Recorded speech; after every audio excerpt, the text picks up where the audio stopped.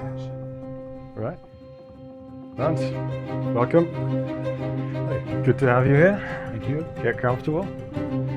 You are Austrian originally? Yes, Yeah? coming Okay. from Austria originally. Okay. Yeah. Vienna region or Actually, countryside. countryside? Countryside, There's yeah. lots of that in Austria. Especially being in the farming business, Yeah. feed business, connects nicely. Uh-huh. Yeah. Yeah. Whereabouts? Halfway between Vienna and Linz. Ah, okay. This is actually nice region. You can find any type of animals there. It's beef cattle, it's fattening pigs, it's dairy cows, corn. Corn is grown there, soybean is grown, everything the animal needs. All right, great. Yeah. Well, Franz, you turned that heritage, that background into a passion for sustainability in farming. You are one of the driving factors behind DSM's Sustain. Today we'll get into that a little bit more. I'm very interested to learn. So let's get right into it. The big bad word, sustainability. What does it mean to you in the context of animal production and health? Yeah. You know, being an animal nutritionist by training, it was quite easy to me to get into that sustainability topic. Sustainability is a bit vague. You know, it's not a well-defined term. It comes in many facets. It can come along the animal welfare route. It can come along the global nutrition, human nutrition route. It can come along the antimicrobial resistance. And it comes recently, the last years, through the emission part. And across all of them, one thing holds true. Sustainability is defined as the sustainability, ich sage das immer auf Deutsch. Sorry. That's fine. Sustainability, no, ich sage den Satz nicht. Yeah. Ich kann ihn gar nicht auf Englisch sagen. Sorry, cut. Sustainability comes in many facets. So it can come through the antimicrobial resistance topics. It can come through the animal welfare topics. It can come through the global supply chain topics. And the recent years, it comes through the emissions. To which extent are animals responsible for global warming? And this is what drives me, to bring light into that topic and to make our branch, our industry capable to do their own numbers. Very good.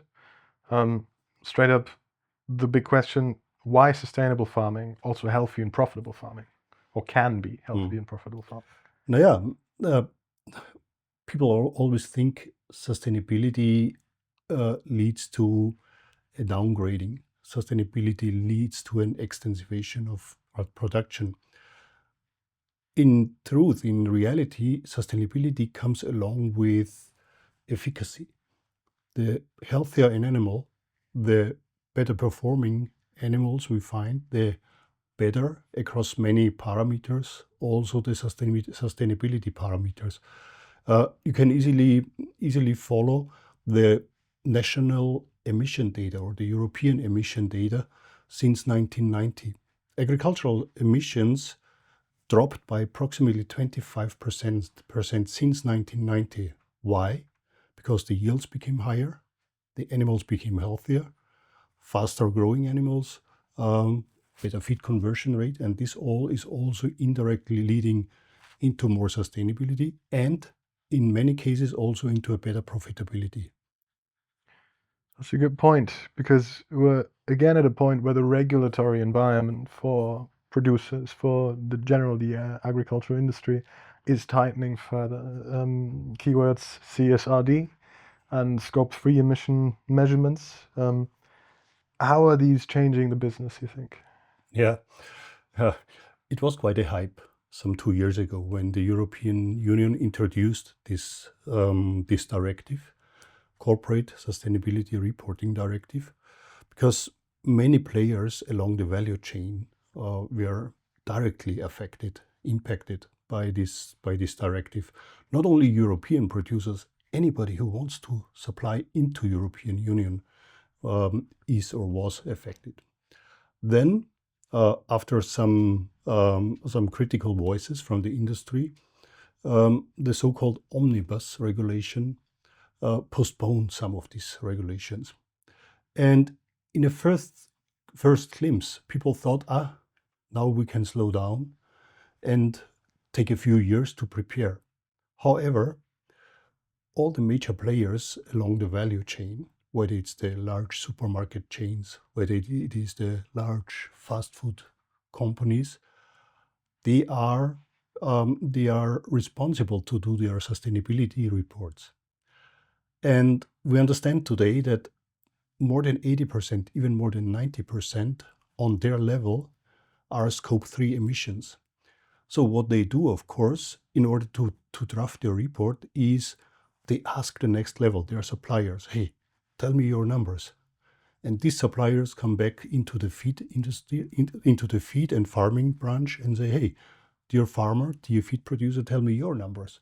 And this is how everyone is still directly or indirectly affected by this directive.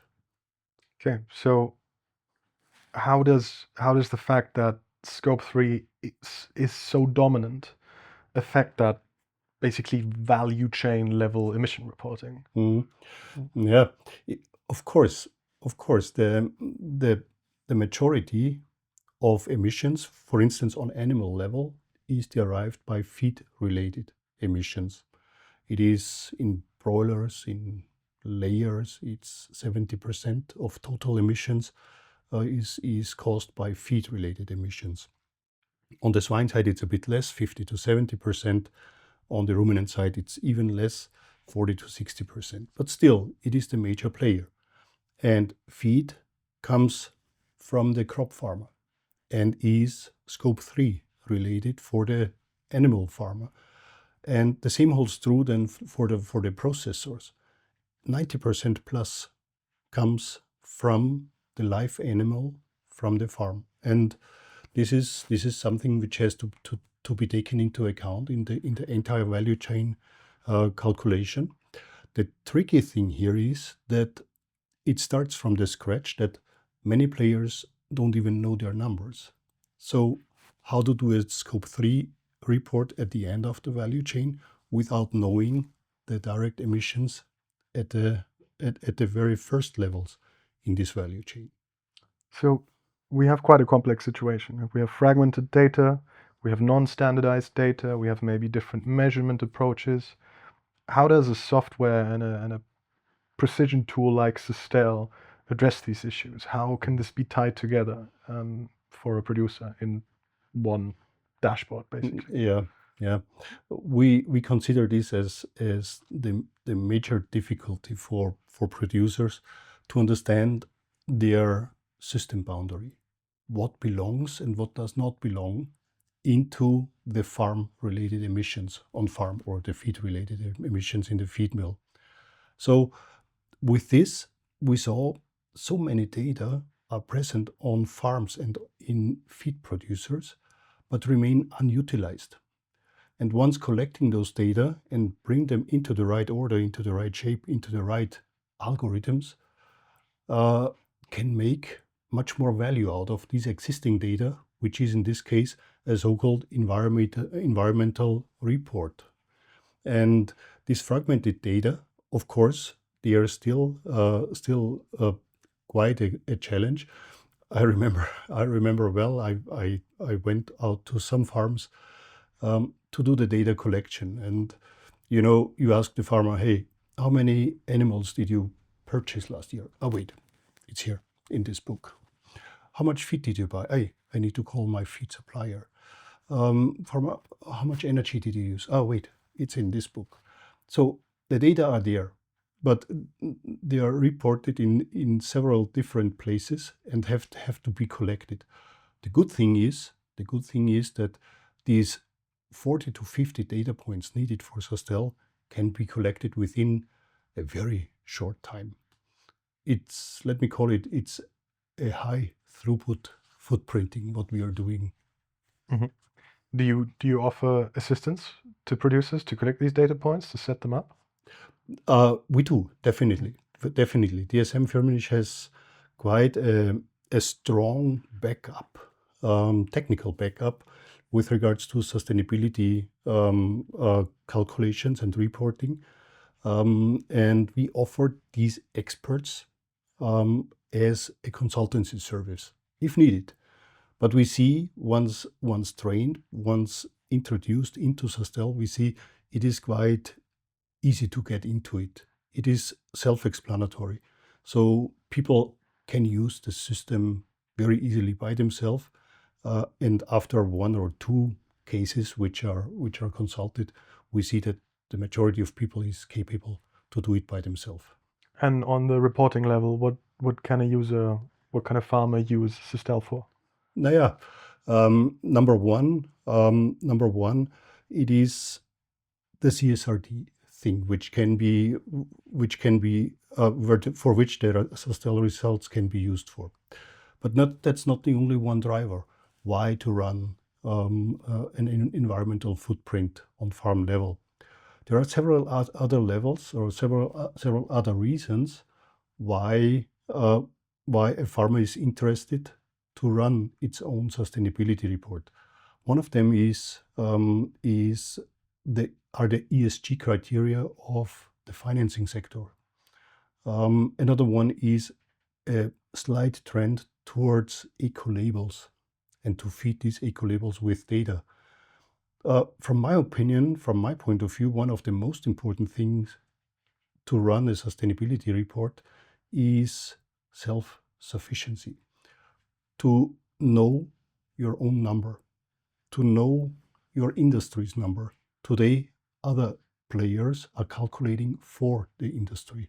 It's like driving a car without a speedometer, and others tell us how fast we are driving. Once we have our own numbers, we can tell our own story. Know your number, own your journey. That's a very good point, yeah.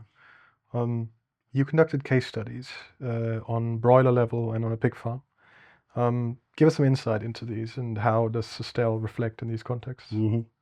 Yeah, these case studies are used in order to standardize the variables which are influencing sustainability results. And what we see is there are some variables which are improving sustainability and at the same time increasing costs of production, while there are other parameters which are capable to reduce or optimize sustainability and increase profitability, lower the costs. And we find many of these cases out on practical farms. But in order to make it standardizable, we did these case studies where we now can clearly distinguish between cost increasing and cost reducing factors and carbon emission increasing and carbon emission reducing factors. This is what the case studies are for. Okay. That many producers still worry that sustainability will mean higher costs. What have you learned about this in that context? Yeah, of course, it can happen. It does happen. It's interesting. There are studies which show beyond agricultural business that approximately 25% of all sustainability measures come along with a better return on investment. Mm-hmm. So with better profitability, reducing costs. And another 25 to 30% are even cost neutral. And the same applies to feed and farming. Now I lost the roten Faden. What was the question? That sustainability does necessarily come with higher costs or not? Ah ja, genau. Ich beginne das von vorne. Genau. Actually, this is what many players think, that sustainability is adding costs to production, which is not necessarily true. Beyond farming or agriculture, we know that 25% of all sustainability optimizing factors come along with better profitability. And the same holds true for farming as such. We see in those quadrants between costs and sustainability, we see a quite high potential quadrant which can do both at the same time reducing carbon emission and at the same time reducing costs of production.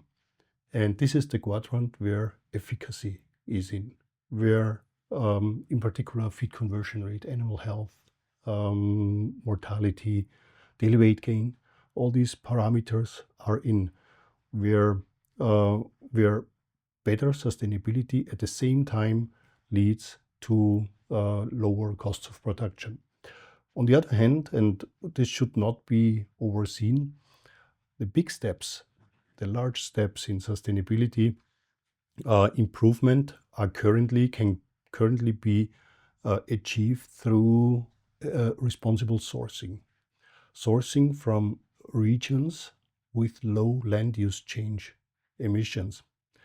And this is giving the farmer and the farming business very large improvement, but at higher costs at the same time. And if you put both together, the cost improvement and the cost reducing factors, we can say over time, with some effort, sustainability does not lead to higher costs of production. Okay. You already mentioned carbon emissions there, because the animal production sector in recent decades has often been attacked for exactly that, carbon emissions. How do precision nutrition and health improvement tie into that topic? Mm-hmm. Yeah, our headline in precision nutrition is making the invisible visible. So what I mentioned earlier, utilizing existing data to get additional insights, earlier insights, better insights into the own farming practices. So, jetzt habe ich wieder verkehrt angefangen. Cut. Wie war die Frage? Carbon emission. Yeah, in that context of carbon emissions, in recent years, the animal production sector has often been attacked for exactly that, carbon emissions. The question is, how does precision nutrition and health improvement on the animal level tie into carbon emissions?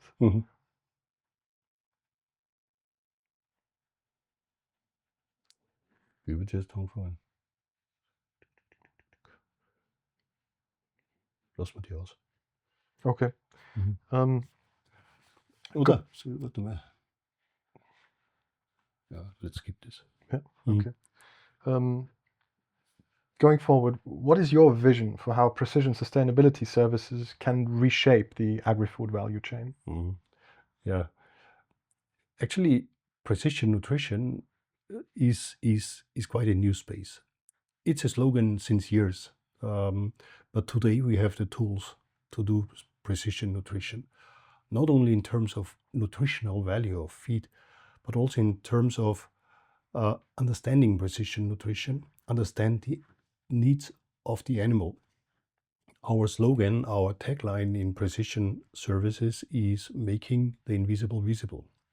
So giving better insights, earlier insights, deeper insights to the farmers and feed producers to understand the animal and to optimize the nutritional value of feed. It's a question of input and output. And with the help of data and data-driven decisions, we see that this can be done much more accurate compared to some years ago. And one element here is sustainability. Sustainability can be calculated. Sustainability reports can be made based on existing data on farm, on primary data on farm. The question was always, how can we make it measurable? And sustainability can be made measurable with appropriate tools like the one we offer, Sustil. So what's your message then to producers that still see sustainability more as a cost center rather than a value driver? Yeah. Let's sit down and see the details. I used to ask my first question towards a producer, towards a customer is, do you know your own footprint? And most of them say, no, actually, I don't know even my own footprint. Do you know the footprint of your products? No, it starts with the baseline, with understanding my current situation. And from this one, it is possible to grow and optimize. It is simply to sit down and do a first calculation, use appropriate tools. Sustell enables everyone to run carbon footprints, to run environmental footprints. It is so easy to use, it is so comfortable and easy to understand, and at the same time it meets all the requirements which are necessary for reporting along the value chain. So the hurdle is low.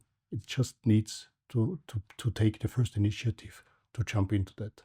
Okay, very good. Well, I hope many farmers take that initiative and do sit down with you. Thank you very much, Franz. Thank you, Been a Moritz. pleasure. Yeah, it was Thank my you. pleasure.